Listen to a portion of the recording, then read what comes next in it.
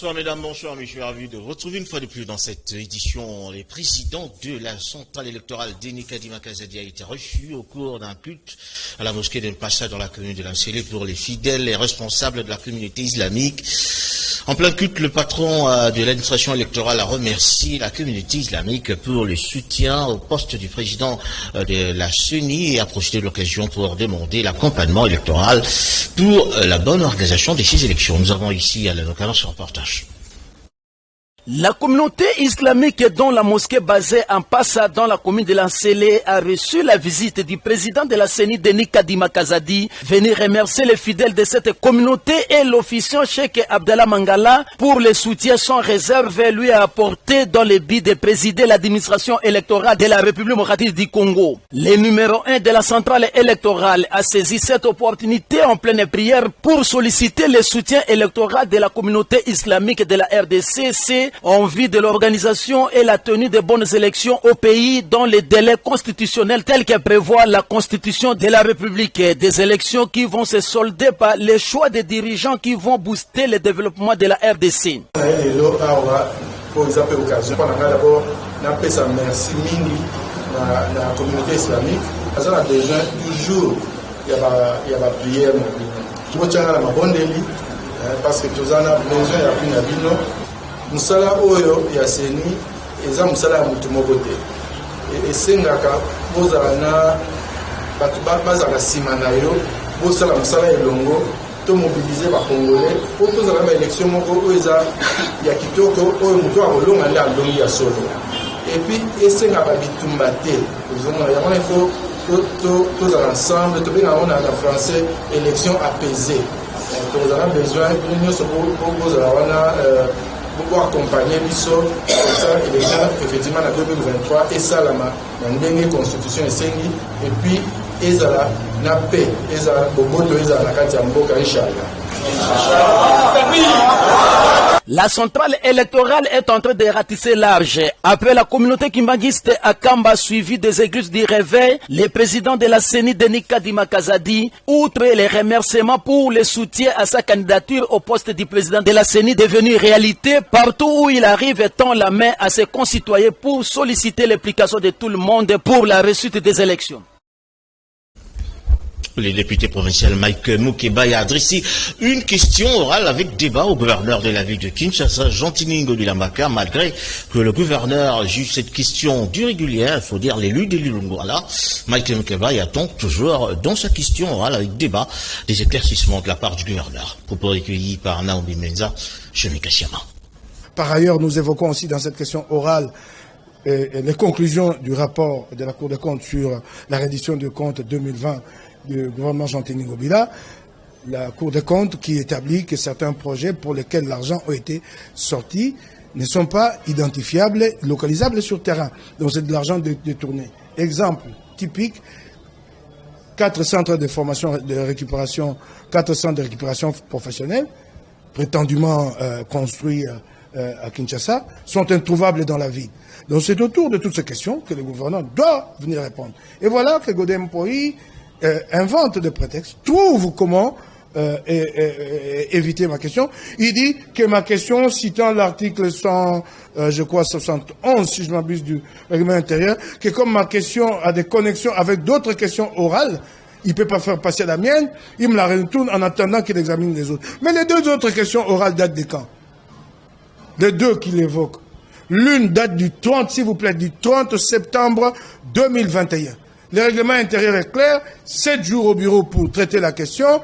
Une fois que la question est transmise à qui de droit, 15 jours pour qu'il vienne répondre. Et ce n'est pas négociable. Donc, à ce jour, cette question totalise plus de 200 jours. La deuxième question, elle a été orale, avec débat, a été déposée le 12 novembre. À ce jour, elle totalise plus de 150 jours. Les ministres de transport à qui étaient adressées ces deux questions a même demandé dans une lettre que j'ai demandé qu'il lui soit fixé une date pour qu'il vienne répondre. Jamais il n'est venu. Jamais cette date ne lui a été fixée. Au jour d'aujourd'hui, Godin Poyi s'arc-boute derrière quoi? Ah non, à la fin de la session, la plénière avait finalement accepté d'accorder au ministre une autre date pour qu'il vienne de répondre. Non, la plénière n'en a pas le pouvoir. Le président fédéral de la Lukunga 1, Sylvestre Bilambo, a présenté le nouveau président communal du mouvement de libération du Congo dans la commune de Barumbu, cela aux militants du parti. Mario Mbongo, Véambata. Les quartiers Bichaku-Chaku dans la commune de Barumbu ont été au centre des enjeux sur la sensibilisation, la mobilisation et l'adhésion massive au sein de la Fédération de Lukunga 1, mouvement de libération du Congo. C'est dans cette optique que le président fédéral a présenté les nouveaux présidents communaux de cette commune politique. C'est dans la continuité de notre politique d'implantation et de proximité. La transformation du quartier administratif en commune politique. Aujourd'hui, nous sommes dans la commune de Barumbu, dans le quartier Chimala, où nous avons présenté les nouveaux présidents communaux, tel que recommandé par la hiérarchie. Et nous avons fait d'une pierre deux coups. C'était aussi une opération d'adhésion massive. Comme le dit notre slogan, pas d'une personne sur le MLC.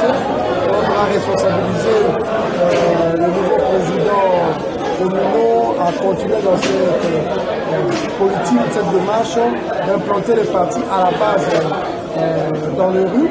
Et puis nous avons aussi martelé sur l'idéologie du parti et par rapport aux enjeux de l'heure et à venir. Parmi les présidents communaux, l'une d'elles a remercié le président fédéral pour le choix leur apporté.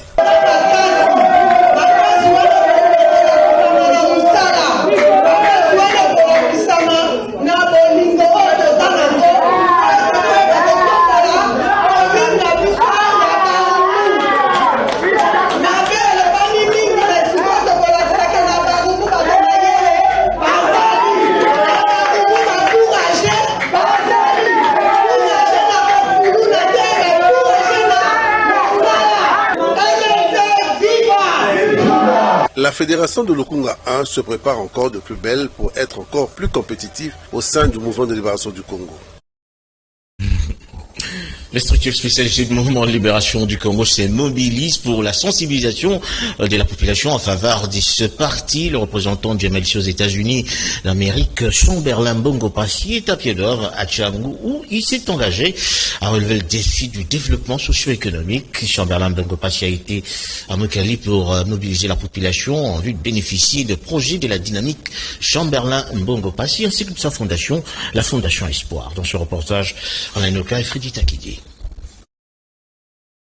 Les représentants du mouvement de libération du Congo aux États-Unis, Chamberlain Mbongo Passy, vient de débarquer à Kinshasa dans le but de mobiliser la population pour le compte du MLC. Cette mobilisation s'est faite à travers les structures spécialisées du parti, notamment la dynamique Chamberlain Mbongo Passy et la Fondation Espoir de Chamberlain Mbongo Passy qui gagne déjà du terrain à Tchangou. C'est dans ce cadre que les représentants du parti de Jean-Pierre Bemba aux USA, Chamberlain Mbongo Passy, a effectué une descente à la municipalité de Kimbaseke Axe Mokali, où il a conféré avec les affiliés de ces deux structures engagées pour relever les défis socio-économiques pour le bien-être de la population congolaise. Chamberlain Mbongo Passy devant une grande foule de jeunes filles, garçons et vieux dans la salle Jemima à Mokali en face de terrain Swambanza a rappelé les objectifs que poursuivent les organisations dynamiques Chamberlain Mbongo Passy et la Fondation Espoir de Chamberlain. Ces objectifs se fondent sur la formation des jeunes, soutien à l'entrepreneuriat, création de centres d'encadrement et de formation, apporter une assistance sociale et sanitaire à Kinshasa, tout en commençant dans un premier temps à Tchangou, fief du MLC, où le go a été donné. Toyaki kotala bandeko na biso bazali na route ya Mokali na cadre ya Fondation Espoir pour tous ya Chamberlain Mbongo Passy pe dynamique Chamberlain Mbongo Passy bana Tchangou telema topesi bango vision na biso toza na yango to lingi ba jeune nyonso bazala focaliser sur le plan éducation to so focaliser na implantation ya Fondation Chamberlain na dynamique Chamberlain Mbongo Passy to memeli bango na projet misusu ya microcrédit o tokosala na Tchangou. Au cours des échanges avec la population, Chamberlain Mbongo Passy a invité les habitants du district de Tchangou à intégrer massivement les deux structures qui se sont installées partout à Tchangou à travers les 5 communes de cette grande partie de la ville de Kinshasa. Fondation Chambelé, moto.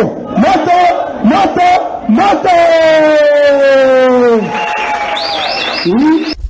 On poursuit donc cette édition pour dire que les députés nationaux membres de l'Union sacrée de la Nation fustigent avec véhémence l'attitude peu républicaine de leurs collègues du Front commun pour le Congo FCC en sigle, qui sont en train de remettre en cause, voire de saboter le pacte républicain en refusant le débat sur la loi électorale. Et pourtant, le contexte et les enjeux actuels obligent le Parlement à revisiter cette loi. Dans une déclaration lue par le député national Matadi Nenga, les élus nationaux de l'Union sacrée estiment que le mercredi 20 avril prochain, le bureau de l'Assemblée nationale ne doit pas s'empêcher d'ouvrir ces discussions.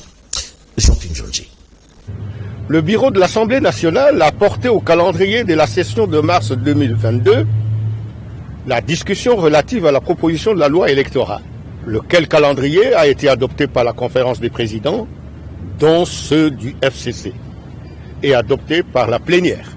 En outre, l'honorable président de l'Assemblée nationale a indiqué lors de la plénière du jeudi 14 avril courant, consacrée à la présentation de la proposition de modification de la loi électorale, qu'il suspendait le débat pour un délai d'une semaine. Ceci pour permettre les discussions entre les groupes parlementaires de la majorité et ceux de l'opposition afin d'aboutir au consensus pour les dispositions qui le requièrent. L'honorable président de l'Assemblée nationale a, en outre, ouvert la porte aux contributions de toutes les forces vives de la République en demandant à ceux qui veulent le déposer au secrétariat de son cabinet de déposer ainsi donc leurs documents. Ceci étant, il est hors de question que la loi électorale soit discutée en dehors du Parlement. Eu égard à ce qui précède, nous prenons le peuple à témoin sur l'attitude antidémocratique du FCC qui, à proprement parler, tend à bloquer le processus électoral et à pérenniser la culture du glissement et des dialogues de partage du pouvoir. En effet, appelons le FCC au respect des principes démocratiques et nous lui rappelons sa responsabilité historique sur les dérives auxquelles peut conduire sa stratégie de blocage des institutions. C'est depuis donc le week-end dernier que la hausse des prix du carburant ainsi que d'autres produits pétroliers sont constatés à travers toute la République. Une annonce faite par le gouvernement et quelques conducteurs rencontrés ont réagi au micro de Naomi Meza et Shone Kashiama. Après 5 jours d'intenses discussions entre le gouvernement et les opérateurs pétroliers, ces produits ont augmenté selon les zones d'approvisionnement. Par exemple, dans la zone ouest où les litres d'essence est passé de 2095 francs à 2195 francs. Ces prix est motivé par l'évolution de la situation considérable de paramètres de la structure de prix et la nécessité de maintenir l'équilibre du système d'approvisionnement du pays en produits pétroliers. Les conducteurs se sont exprimés en ces termes. Vous savez qu'avec les carburants, quand on a acheté le carburant, 2095 francs. Ce sont les prix qu'on a achetés. Mais maintenant, subitement, on voit les prix haussés. Mais début décembre, nous sommes très désolés. C'est parce que pour les transports, les gens sont habitués au même prix là, aux 500 francs d'ici Villery, 1000 francs d'ici Victoire. Mais quand nous aussi, nous allons hausser notre prix là, c'est plus difficile pour les clients. Ça va aussi nous compliquer, même nous, les gens qui font les transports. Notons que c'est depuis le week-end dernier que cette hausse de prix était annoncée par le gouvernement. Le monde entier célèbre en cette date du 18 avril la journée internationale de monuments. Le thème retenu pour cette année est passé complexe, futur divers. À cette occasion, la population quinoise a donné son point de vue sur l'importance du monument du premier président de la RDC, Joseph Kasavubu, érigé au rond-point Kipanza. Nous sommes là de la commune de Kasavubu. Dans ce reportage, Christian Zangambe, Shone Kashiama.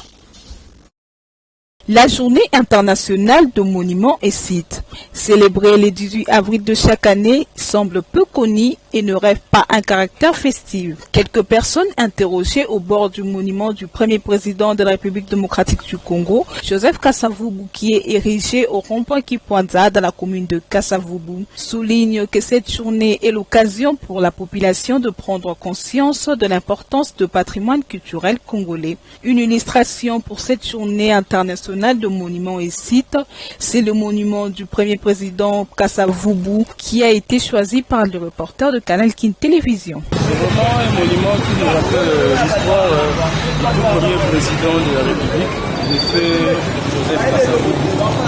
C'est un monument qu'on a érigé à son mémoire. Vu que nous sommes nés après l'indépendance, on a toujours entendu parler de ce président, concernant ce qu'il a fait, sa façon de diriger. Et c'est aussi une façon de l'immortaliser. Donc à chaque fois que nous voyons ces monuments, on se souvient, on se rappelle de ce qu'il a fait et ce qu'il a été dans ce pays. Ce monument, c'est le premier président de la RDC tout d'abord. C'est vraiment historique pour moi, donc ça représente l'histoire de notre pays.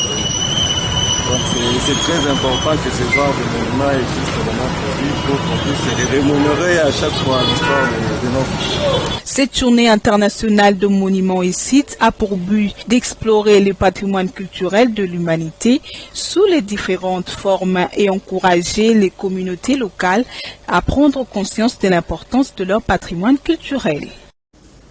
Les chrétiens du monde entier ont commémoré le dimanche dernier la Pâque, qui nous rappelle la résurrection du Seigneur Jésus-Christ. Et c'est à travers des cultes et l'actions de grâce que la Pâque a été célébrée à Kinshasa. La Pâque est la fête la plus importante du christianisme, où tous les chrétiens commémorent la résurrection du Jésus-Christ à travers un culte d'action de grâce. Dans des différentes églises que nous avons parcourues dans la ville-province de Kinshasa, la Pâque a été célébrée avec faste après la souffrance du Christ, sa crucifixion, sa mort et sa mise au tombeau. Christ est ressuscité. Pour plusieurs chrétiens, c'est oui et amen. Christ est parmi nous, déclare un serviteur de Dieu. Pour nous, en tant qu'Église chrétienne, nous célébrons la résurrection de notre Seigneur et Sauveur Jésus-Christ. Et par cette résurrection, nous croyons aussi à notre propre résurrection, comme nous dit la Bible. Donc, par la Pâque, il y a plusieurs bénéfices que nous recevons de la Pâque. Parce que quand nous parlons de la Pâque, il y a deux grands événements. Il y a la crucifixion du Christ, mais il y a aussi la résurrection. On ne peut pas parler de la résurrection si on ne parle pas de la mort. Il y a des bénéfices liés à la mort de Jésus et des bénéfices liés à la résurrection de Jésus. Croire à l'événement de Jésus, c'est s'identifier à sa mort et à sa résurrection. Nous ne pouvons pas dire Pâques si nous ne sommes pas morts avec Jésus, condamner notre péché et ressusciter dans une vie glorieuse avec Jésus. Vous savez, Jésus, c'est l'immortalité. La résurrection de Jésus, c'est l'incorruptibilité. Est-ce qu'en vivant dans ce monde, nous nous identifions à Jésus? Donc la Pâque aujourd'hui, nous pouvons nous éloigner du péché parce que nous sommes déjà morts par rapport au péché et vivre dans la victoire avec Jésus parce que Jésus a vaincu la mort. Signalons que la Pâque est une célébration habituelle qui est une façon de se souvenir de la souffrance du Seigneur Jésus-Christ. Après un long séjour Vital à Paris, Vital Kamere a annoncé à Kinshasa ce lundi 18 avril 2022. Plusieurs sources de l'Union pour la nation congolaise annoncent pour ce lundi à 18 avril le retour de Vital Kamere, son président national et ancien directeur de cabinet du chef de l'État, Félix-Antoine Tshilombo Tshisekedi. Vital Kamere va quitter donc la France où il séjourne depuis un temps pour des soins médicaux appropriés. Ce départ était intervenu après avoir obtenu une liberté provisoire dans l'affaire du détournement de fonds alloués au programme des 100 jours dont il est impliqué. Récemment, la Cour de cassation a cassé la condamnation des 13 ans des prisons et des travaux forcés prononcés contre Vital Kamere par la Cour d'appel de Kinshasa-Gombe. Cette affaire a été donc remise à la Cour d'appel de Kinshasa-Gombe avec une autre composition des juges. Patrick Mazondo, proche de Vital Kamerhe, estime que les propos du président national de l'association congolaise pour l'accès à la justice sont très malhonnêtes et déplacés. Pour Patrick Mazondo, Vital Kamerhe ne se reproche de rien et croit en la justice et espère que très bientôt il sera libre. Mariam Donga. Nous bénissons Dieu parce qu'on a multiplié des prières, on a multiplié des actions de grâce pour implorer la miséricorde de Dieu, en fait que Mwanamboka, le docteur pacificateur Vital Kamerhe, soit acquitté de ce procès de la honte. Et au jour d'aujourd'hui, nous devons féliciter le professionnalisme et l'expérience des juges de la Cour de cassation qui ont examiné ces dossiers et jusqu'à arriver à la conclusion d'annuler les condamnations qui pesaient sur Vital Kamerhe Wakaningini. C'est une fierté pour nous et ce n'est pas pour le triomphalisme, mais nous avons vu que la Cour de cassation s'est référée au dur du président de la République, le premier citoyen, qui avait déclaré dans une chaîne de la place que Vital Kamerhe c'est un homme sérieux, c'est un homme correct, c'est un homme honnête. Et comment un homme honnête peut être dans ce cas? Notre ami Georges Kapiamba a une fois de plus manqué l'occasion de se taire. Et par conséquent, sa haine et le caractère tribalo-ethnico qu'il est en train de véhiculer n'a pas de la place dans ce pays parce que le président de la République prône l'unité. Il lutte contre les antivaleurs, le tribalisme. Alors qu'il n'a qu'à changer sa façon de traiter les dossiers. Parce que quand on a condamné Vital Kamerhe, il a pris des champagnes. Le jour où Jamal avait accepté que c'est lui-même qui avait pris ces 57 millions de dollars, on n'a pas vu Georges Kapiamba passer à la télé pour aller démentir. Et moi, je lui avais demandé de démentir l'intoxication qu'il avait mis dans les têtes du peuple congolais. Voilà un clin d'œil donc à ces petits jeunes hommes qui fêtent ses 11 ans d'anniversaire. Junior Christopher Malanda, fils de votre humble serviteur. Merci donc à Junior Christopher, c'est pour ses 11 ans, donc joyeux anniversaire, longévité et vitalité.